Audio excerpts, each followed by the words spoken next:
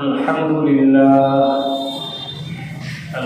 لله نحمده ونستعينه ونستغفره ونؤمن به ونتوكل عليه ونعوذ بالله من شرور أنفسنا ومن سيئات أعمالنا من يهده الله فلا مضل له ومن يضلله فلا هادي له ونشهد أن لا إله إلا الله وحده لا شريك له ولا نظير له ولا وزير له ولا مشير له ولا مثل له ولا مثال له ونشهد أن سيدنا وسندنا حبيبنا مولانا محمدا عبده ورسوله أما بعد أعوذ بالله من الشيطان الرجيم بسم الله الرحمن الرحيم فيها يفرق كل أمر حكيم صدق الله العظيم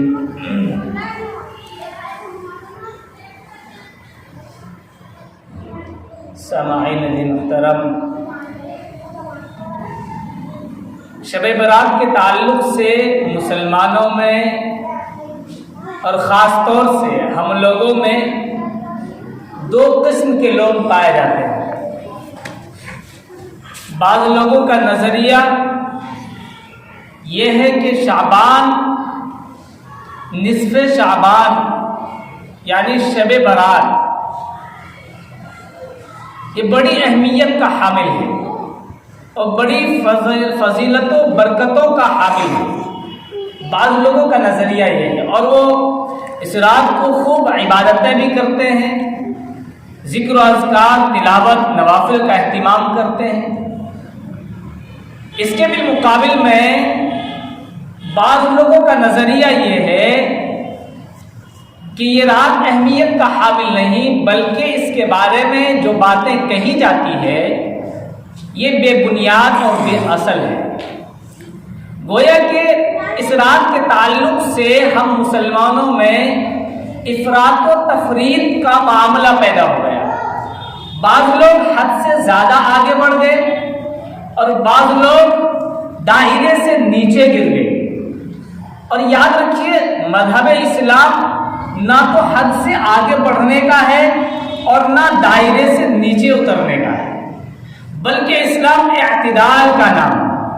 اہدنا الصراط المستقیم، اللہ ہمیں سیدھا راستہ دکھا، یعنی اعتدال والا راستہ دکھا، نہ زیادتی ہو جس میں اور نہ جس میں کمی ہو، بلکہ بیچ والا راستہ ہمیں اختیار۔ تو شب برات کے تعلق سے بھی ہم سب کو بیچ والا ہی راستہ اختیار کرنا چاہیے۔ اس افراد کو بھی ختم کرنا ہے اور تفرید کو بھی ختم کرنا ہے۔ اب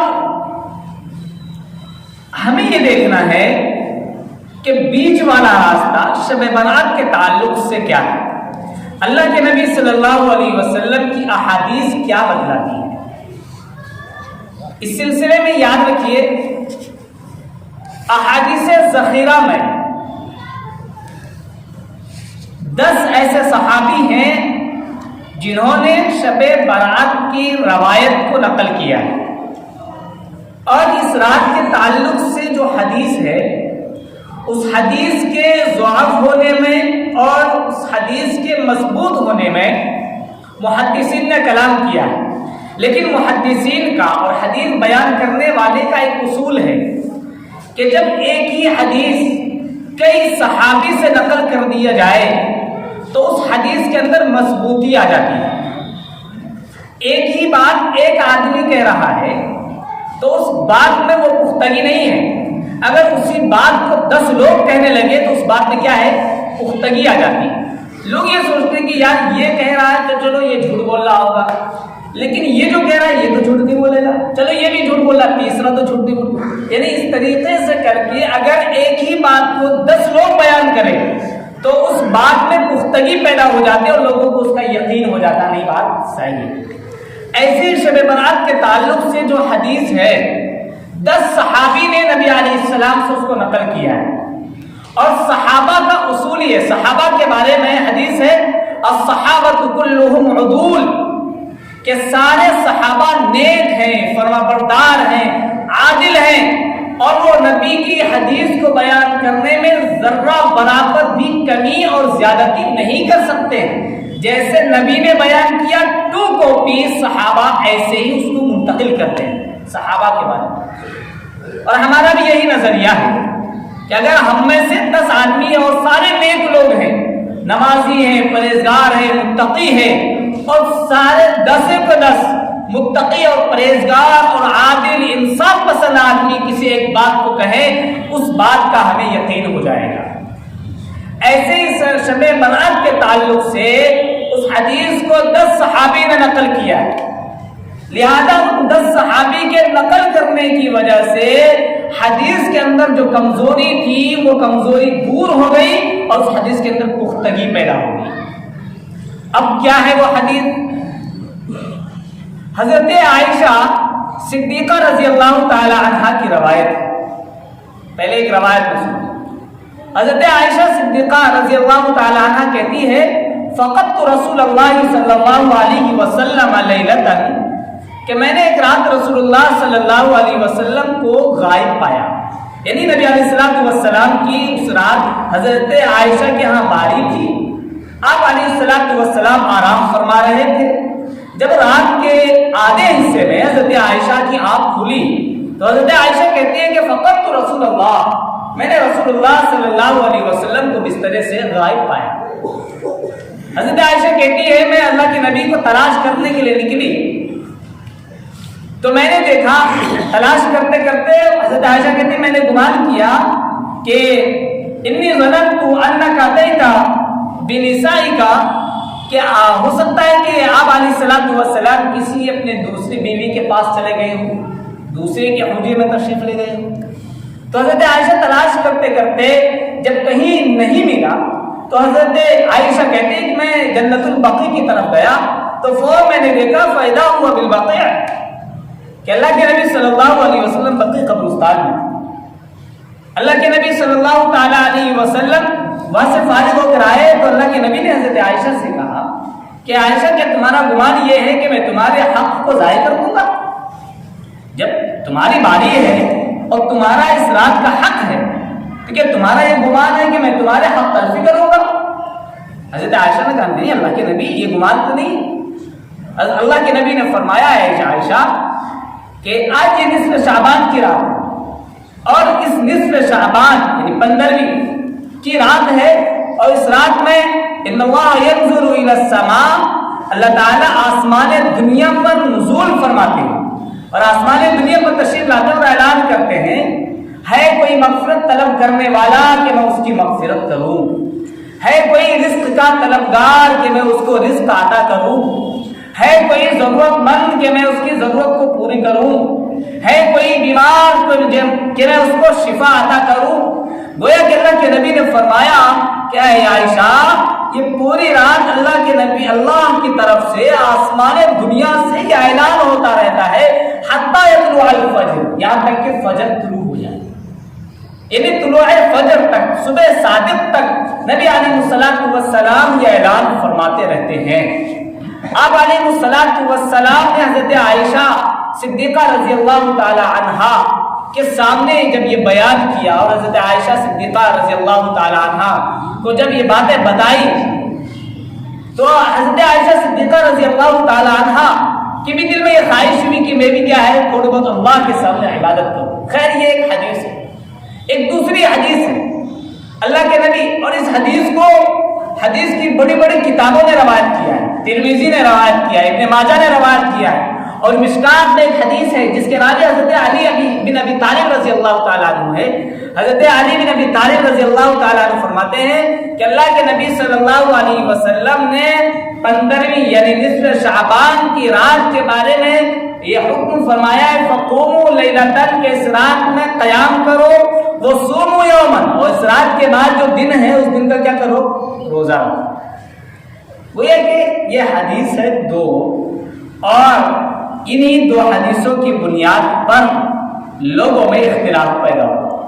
بعض لوگوں نے ان کو اتنا سیریس لے لیا کہ اس کو تہوار بنا لیا، اور بعض لوگوں نے اس کو گرا دیا کہ اس میں عبادت کرنے کو غلط سمجھنے لگے۔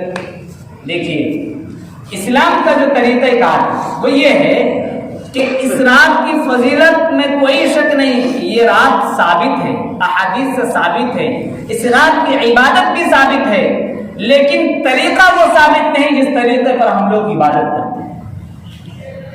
جو کام ہم کرتے ہیں یہ کام ثابت نہیں۔ رات کی فضیلت ثابت ہے، رات میں عبادت کرنا ثابت ہے، لیکن طریقہ وہ ثابت نہیں جس طریقے پر ہم مسلمان عمل کرتے ہیں۔ ہمیں طریقے کو بدلنے کی ضرورت ہے۔ ہمارا گمان کیا ہے، ہم مسلمانوں میں نظریہ یہ بنا ہے کہ اس رات میں ایک مخصوص نماز ہے، وہ نماز یہ ہے کہ پہلی رکعت پڑھیں گے، اس میں اتنی مرتبہ سورہ فاتحہ پڑھیں گے، اس کے بعد سورہ یاسین پڑھیں گے، اور بعض لوگوں نے کہا فلاں سورت پڑھیں گے، پھر دوسری رکعت میں یہ والی سورت پڑھیں گے، تیسری رکعت میں یہ والی سورت پڑھیں گے۔ یہ مختلف طریقے لوگوں نے گھڑ لیے، یہ کوئی طریقہ نبی علیہ الصلوۃ والسلام سے ثابت نہیں۔ آپ علیہ الصلوۃ والسلام سے کوئی مخصوص نماز ثابت نہیں۔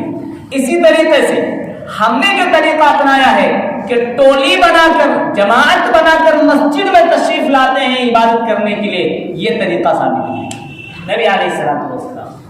اب یاد رکھیے جو حدیث میں نے سنائی، اللہ کے نبی صلی اللہ تعالی علیہ وسلم نصف شعبان کی رات ہے، اگر اس رات کو اہمیت زیادہ دینی ہوتی اور یہ طریقہ اللہ کے نبی ثابت کرنا چاہتے کہ لوگ مسجد میں آئے اور عبادت کریں، تو اللہ کے نبی حضرت عائشہ کو بھی جگاتے کہ عائشہ اٹھ، اللہ کی کیا کر، عبادت کر۔ لیکن اللہ کے نبی صلی اللہ علیہ وسلم نے حضرت عائشہ کو جگایا نہیں۔ معلوم یہ ہوا کہ عبادت ہے، لیکن عبادت انفرادی ہے، اجتماعی نہیں ہے۔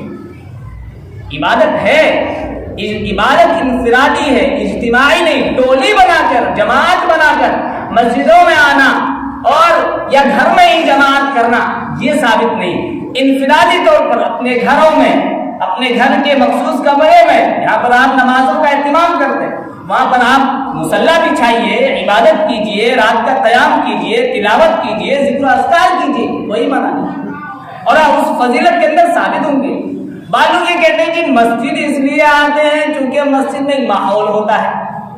بعض لوگوں کا یہ خیال ہے مسجد میں کیا ہے، ایک ماحول ہوتا ہے، لہذا اس ماحول میں عبادت میں مزہ آتا ہے۔ دیکھیے جو ہماری عقل کہے، دین ہماری عقل پر نہیں چلے گا۔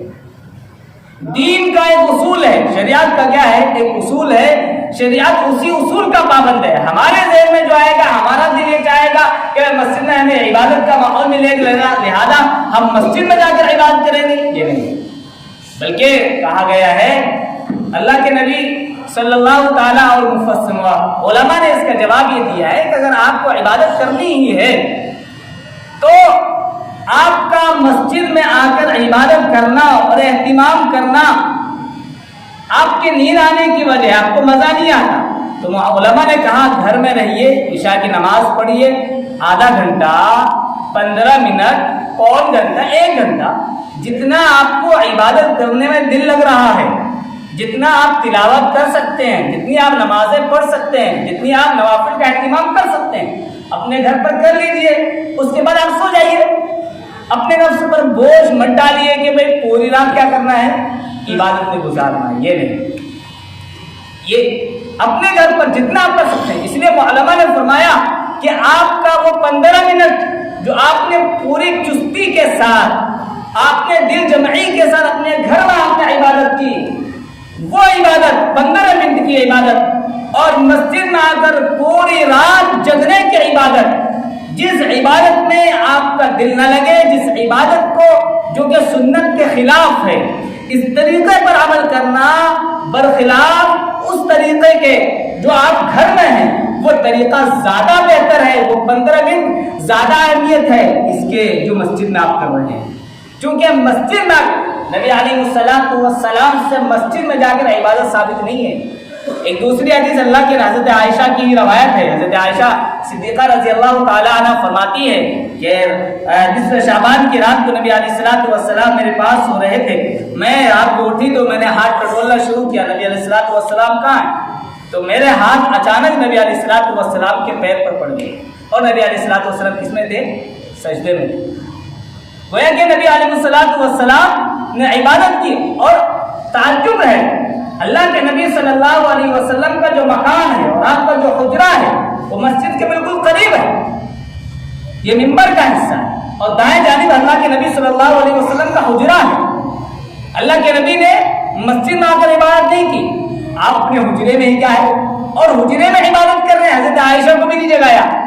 تو معلوم یہ ہوا کہ عبادت ہمیں کرنا چاہیے، تلاوت کا اہتمام کرنا چاہیے، نوافل کا اہتمام کرنا چاہیے، اللہ کو منانا چاہیے، لیکن ہمیں انفرادی طور پر اپنے گھروں میں جماعت بنا کر نہیں۔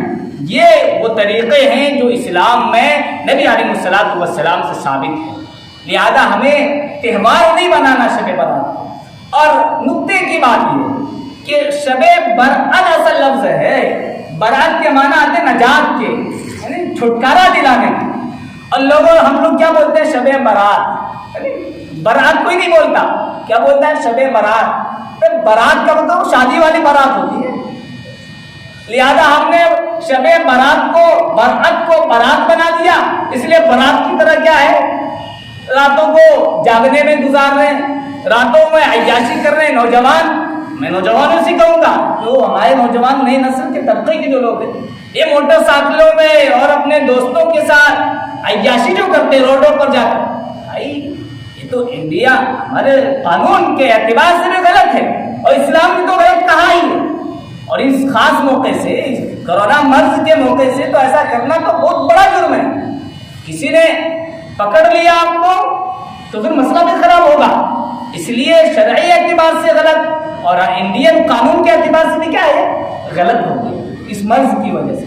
لہذا اس سے ہمیں گریز کرنا ہے، ہمارے نوجوان، اور اس پر گریز کون کرے؟ ہمارے ماں باپ، والدین اپنے بچوں پر کنٹرول کرے، اس کی رہنمائی کرے، اس رات میں بچوں کو باہر جانا نہ دے، موٹر سائیکلوں کو لے کر اپنے دوستوں کے ساتھ عیاشی کرتے پھر رہے نہیں میرے بھائی، یہ غلط ہے اسلامی اعتبار سے بھی اور قانونی اعتبار سے بھی، لہذا ہمیں اس سے بچنا ہے۔ اسی طریقے سے اس رات میں ہمارا جو مزاج ہے اور اس دن میں شب برات اور 14 شعبان اور 15 شعبان میں جو ہم نے مزاج بنایا حلوے کا، دیکھو یہ شیطان کو جو ہے بہت بڑا حیلہ اور بہت بڑا چال شیطان نے چلا ہے، وہ شیطان نے یہ چال چلا ہے کہ شیطان جو ہے انسان کو انسان کی ہر عبادت میں حصے داری چاہتا ہے کہ انسان کو بھٹکا کر صحیح راستے سے غلط راستے کی طرف ڈال دیا جائے۔ لہذا شیطان نے ان سے انسان کے ذہنوں میں، مسلمانوں کے ذہنوں میں یہ ڈال دیا کہ حلوے والی رات، لہذا حلوہ پکاؤ، لہذا اب تو مزاج بن گیا کہ عبادت سے زیادہ لوگ کیا ہے، ہماری گھر کی عورتیں اور بہنیں تو حلوے پکانے میں ہی دن گزار دیتی ہیں، رات میں حلوے پکا رہے ہیں، حلوے بانٹ رہے ہیں۔ میرے بھائی یہ حلوے کی نہیں، جلوے کی رات ہے، اس میں اللہ کا جلوہ نزول ہوتا ہے، رحمتیں اترتی ہے۔ حلوہ نہیں کھانا، لوگ دلیل پیش کرتے ہیں، اللہ کے نبی صلی اللہ علیہ وسلم کا دانت ٹوٹ گیا تھا تو اللہ کے نبی نے حلوہ تناول کیا تھا، وہ جنگ کو پیش کرتے ہیں۔ میرے بھائی جس جنگ میں اللہ کے نبی صلی اللہ علیہ وسلم کے دندان مبارک شہید ہوئے تھے وہ شعبان کا مہینہ نہیں تھا، وہ شوال کا مہینہ تھا۔ اللہ کے نبی نے حلوہ کھایا ہے لیکن شوال کے مہینے میں کھایا ہے، شعبان کے مہینے میں نہیں۔ لہذا آپ اس سے بھی ہمیں بچنا ہے، حلوے سے بھی بچنا ہے اور عیاشی سے بچنا ہے۔ ایک تیسرا کام اور تیسری بات جو ہم لوگ مسلمانوں کرتے ہیں اور ٹولیاں بنا کر قبرستان جاتے ہیں۔ اللہ کے نبی صلی اللہ علیہ وسلم کو 40 سال کی عمر میں نبوت ملی اور 40 سال کے بعد اللہ کے نبی 23 سال دنیا میں زندہ رہے۔ اس 23 سالہ زندگی میں اللہ کے نبی صلی اللہ علیہ وسلم سے صرف ایک مرتبہ قبرستان جانا ثابت ہے، صرف ایک مرتبہ۔ لہذا علماء نے کہا ہے کہ اگر ہر شب برات کو لوگ یہ سمجھ کر کہ بھئی نبی علیہ الصلوۃ والسلام قبرستان جایا کرتے تھے ہم بھی جائیں گے، یہ نہیں، یہ سوچ غلط، یہ باعث اجر نہیں ہے، یہ سنت کے خلاف ہے۔ آپ زندگی میں ایک بار چلے گئے، 2 بار چلے گئے، بہت ہو گیا، اب ہر سال یہ معمول بنا لینا، یہ غلط ہے۔ مفتی شفیع عثمانی صاحب رحمۃ اللہ علیہ نے لکھا ہے فیہا یفرق کل امر حکیم، اور شب برات کے تعلق سے فرماتے ہیں دین میں جو چیز جتنا ثابت ہے اس کو اتنا ہی کرنا ہے، سے آگے نہیں بڑھنا ہے. ہاں اگر اس سے آگے بڑھنے کی صحابہ کا کوئی عمل موجود ہے تو آپ آگے بڑھیے. صحابہ نے کیا, تابعین نے کیا تو کریے, لیکن صحابہ سے, تابعین سے, تابعین سے اور نبی علیہ الصلوۃ والسلام سے آپ کی 23 سالہ زندگی میں, نبوت کے بعد والی زندگی میں صرف ایک بار قبرستان جانا ثابت ہے. لہذا صرف ایک بار جانا ہے, معمول نہیں بنا. ہاں قبرستان میں جانا ایک الگ کام ہے, ایک الگ ثواب کا کام ہے. تو آپ عام دنوں میں جائیے, اپنے مردوں کو ثواب پہنچائیے. عام دنوں میں تو آتے نہیں, شب برات میں عبادت سمجھ کے قبرستان میں آ رہے. یہ نظریہ غلط ہے, باعث اجر و ثواب نہیں. تو ہمیں ایک تو حلوے سے بچنا ہے, اور ہمارے نوجوان کو کس سے بچنا ہے؟ عیاشی سے بچنا ہے, اور روڈوں پر, گاڑیوں پر عیاشی نہیں کرنا. اور اسی طریقے سے قبرستان میں جو لوگ اب تک نہیں گئے اپنی زندگی میں, تو جائیے, ہمیشہ نہیں جانا. اور عبادت کا اہتمام کرنا ہے, لیکن اپنے گھروں میں کرنا ہے, جماعت بنا کر نہیں کرنا, انفرادی طور پر کرنا ہے, کسی پر زبردستی نہیں کرنا. اگر آپ کو اپنے دل میں عبادت میں نیند آ رہی ہے تو آپ 15 منٹ عشاء کی نماز پڑھیے, 15 منٹ عبادت کیجئے, اور نیند آنے لگی سو جائیے. فجر کے سے پہلے اٹھیے اور فجر کی نماز جماعت کے ساتھ ادا کیجئے. خدا کی قسم آپ کو پوری رات عبادت کا ثواب ملے گا. ایک آدمی رات بھر جگ لیا اور فجر سے پہلے 1 گھنٹہ پہلے سو گیا, اور پتہ چلا فجر کی جماعت غائب. ارے شریعت میں تھوڑا کم ہے, لیکن دائمی ہے, کم ہے, اہتمام کے ساتھ ہے, وہ زیادہ پسندیدہ ہے بالمقابل اس کے جو پوری زندگی عبادت کر رہا ہے, لیکن اس میں کیا ہے, وہ دلچسپی نہیں ہے. اس لیے میرے بھائیوں, ہمیں ان تمام چیزوں سے کیا ہے, گریز کرنا ہے اور بچنا ہے. اور اس رات کو ہمیں بطور عبادت کے اور بطور رمضان کی تیاری کے ہمیں استعمال کرنا ہے.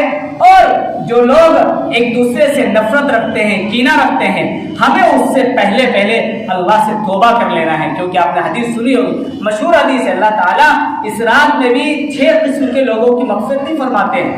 ایک دوسرے سے حسد رکھنے والے, کینہ رکھنے والے, شراب پینے والے, قتل و قتال کرنے والے, آپس میں ایک دوسرے ایسے جلن رکھنے, مختلف روایتیں اللہ کے نبی صلی اللہ علیہ وسلم. لہذا ہمیں ماں باپ کی نافرمانی سے بچنا ہے, اپنے دل کو پاک صاف کرنا ہے. اگر کسی کو تکلیف پہنچ گئی, معاف کر دیجئے شب برات سے پہلے. اور حضرت مفتی تقی عثمانی صاحب دعوت برکاتہ فرماتے کہ میرا نظریہ تو یہ ہے کہ اللہ تعالیٰ نے ہمیں رمضان کی رحمتوں اور برکتوں اور اس کی عنایتوں سے فائدہ اٹھانے کے لیے رات عطا فرمایا ہے کہ اس رات میں تم اپنے گناہوں سے پاک صاف ہو جاؤ اور بالکل معصوم ہو جاؤ, تاکہ تم رمضان کا جب مہینہ آئے تو اس مہینے سے تم مکمل طریقے پر لطف اندوز, اس کی رحمتوں سے, اس کی برکتوں سے تم مکمل طریقے پر فائدہ حاصل کر سکو. اس لیے ہمیں ان تمام چیزوں سے پرہیز کرنا, پرہیز کریں گے نہیں انشاءاللہ, ہمارے نوجوان عیاشی سے بچیں گے نہیں. اللہ تعالیٰ ہم سب کو عمل